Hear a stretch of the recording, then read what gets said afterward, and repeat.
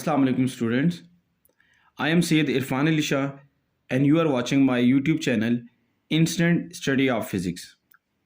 Today we study one of the most important topic, that is series combination from electrostatic. Chapter number 13 से आज हम series combination of capacitor पढ़ेंगे. जैसा कि हमने लास्ट टाइम पैरेलल कम्बिनेशन पढ़ा था, उसी तरह आज हम सीरीज कम्बिनेशन ऑफ कैपेसिटर्स को स्टडी करते हैं. अगर आपको याद हो मेरी लास्ट वीडियो में, तो वहाँ पे मैंने आपको बताया था कि पैरेलल कम्बिनेशन में हर एक कैपेसिटर अपनी अलग वायर से मेन सोर्स ऑफ बैटरी के साथ अटैच होता है. लेकिन इन सीरीज कम्बिनेशन जो हमारे पास मेन वोल्टेज हमारे पास बैटरी है, वहाँ से हर एक कैपेसिटर एक ही वायर से अटैच होता है. So in series combination the capacitor are connected side by side. आप देख सकते हैं कि यहाँ पे हमारे पास this is C1, this is C2 and this is C3. यहाँ पे आप देख सकते हैं कैपेसिटर 1 की जो ये प्लेट है, positive negative, positive negative, positive and negative. आप देखिए यहाँ पे सीरीज कम्बिनेशन में हर एक capacitor side by side attach है. That is right plate of one capacitor is connected to the left plate of next capacitor. यहाँ पे राइट जो हमारे पास कैपेसिटर है वो नेक्स्ट कैपेसिटर की हमारे पास लेफ्ट साइड से एक ही वायर से कनेक्टेड होते हैं.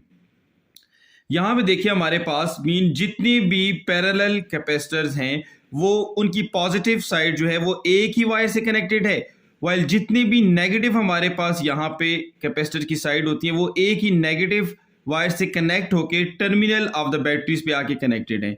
सारे की सारी नेगेटिव प्लेट्स भी एक ही वायर से एंड सारी की सारी पॉजिटिव प्लेट एक ही सिंगल वायर से कनेक्ट होके यहाँ पे मेन सोर्स की तरफ आ रही हैं.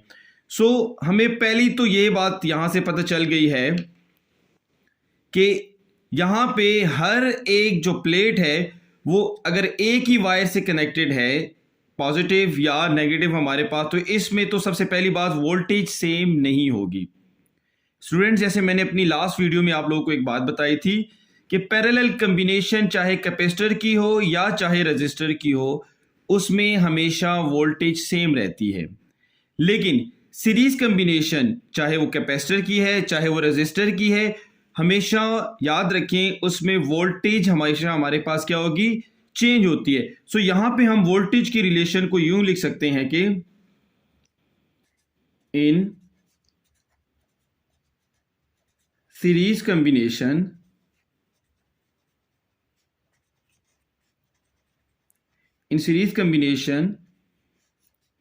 of a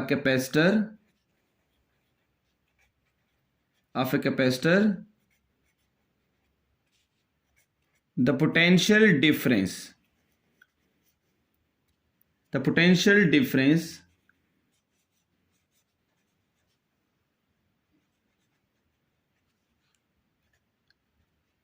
is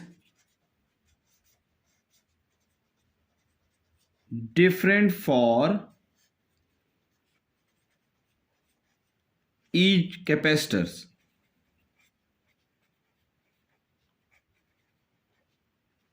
तो हमने यहां पे लिखा इन series combination of a capacitor the potential difference is different for each plate. It mean that कि यहां पे हमारे पास जो V बैटरी से हमारे पास जो आता है वो किसकी इक्वल होता है कि that is V1 plus V2 plus V3. यहां पे हमने सम में लिखा, वाइल पैरेलल में जब हम लिख रहे थे तो आपको याद होगा हमने लिखा था V1 is equal to V2 and V2 is equal to V3. So यहां पे जो पोटेंशियल डिफरेंस है फॉर ईच कैपेसिटर वो डिफरेंट है ड्यू टू हमारे पर डिफरेंस ऑफ कैपेसिटेंस. हर एक कैपेसिटर की कैपेसिटेंस डिफरेंट है. दैट्स वाई हमारे पास यहाँ पे वोल्टेज भी उनके लिए जो रिक्वायर्ड होती है वो भी क्या हो जाती है, डिफरेंट हो जाती है. अब हम जो सेकंड चीज दैट इज चार्ज, जो हमारी सेकंड हेडिंग बनती है that is charge.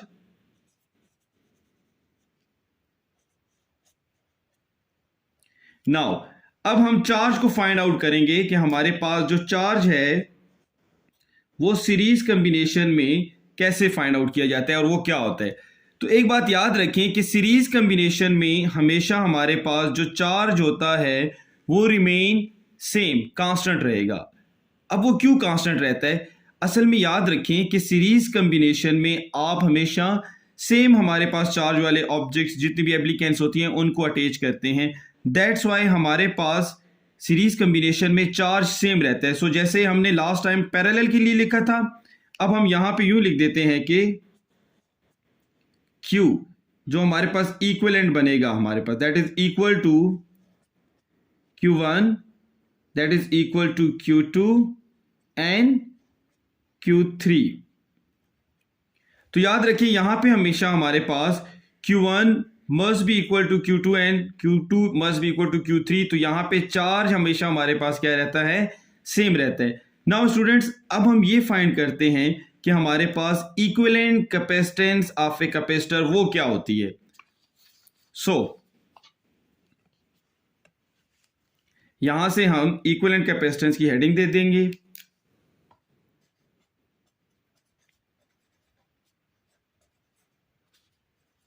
Equivalent capacitance. सो अब हमने थर्ड हेडिंग बना दी है कि हमारे पास इक्विवेलेंट कैपेसिटेंस आ गई, that is third number heading.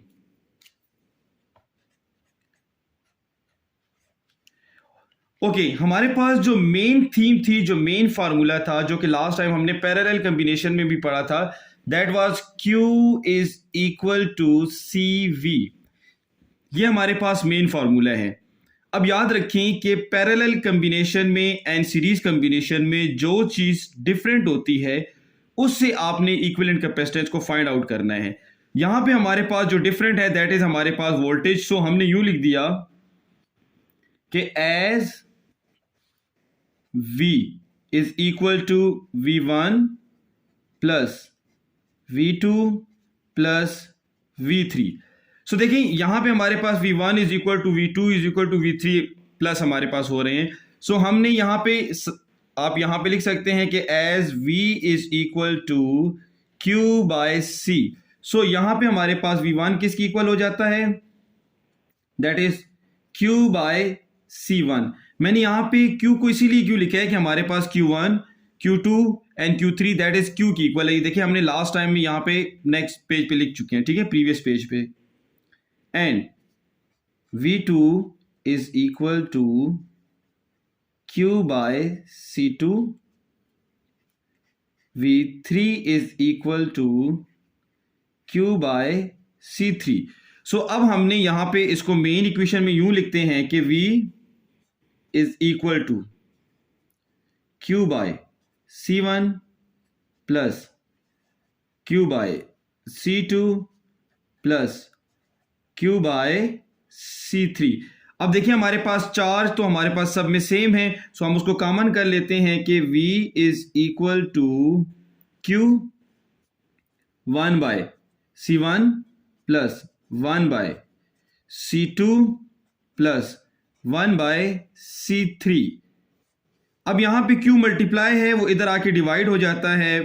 So V by Q that is equal to 1 by C1 plus 1 by C2 plus 1 by C3।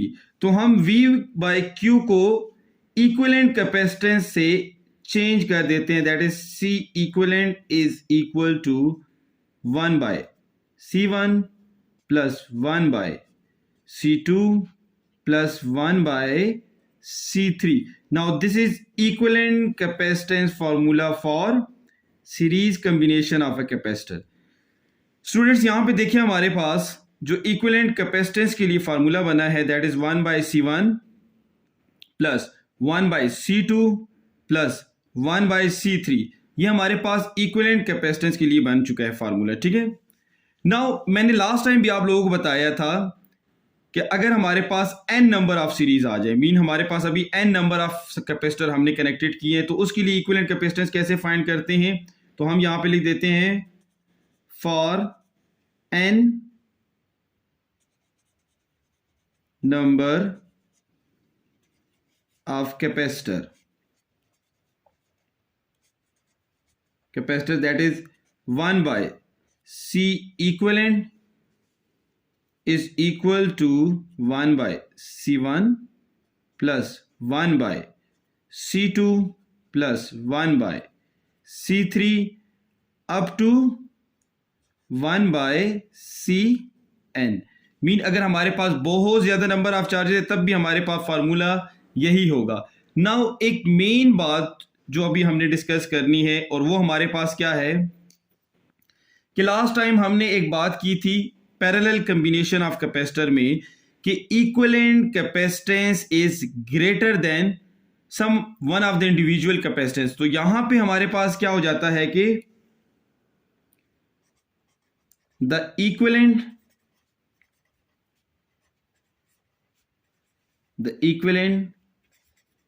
capacitance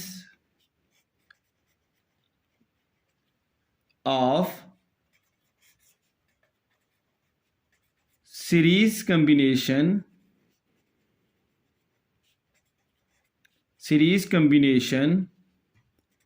of capacitors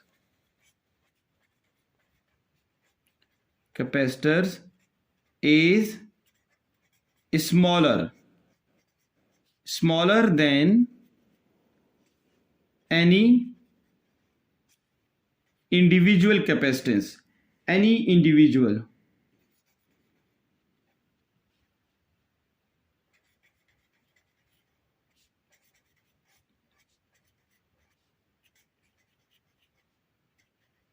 so equivalent capacitance of a series combination of capacitor is smaller than any individual capacitance of a capacitor।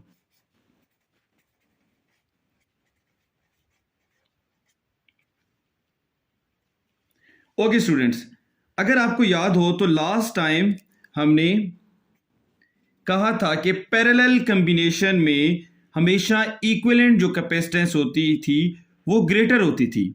हमने कहा था कि equivalent capacitance of a parallel combination is greater then any individual capacitance of a capacitor.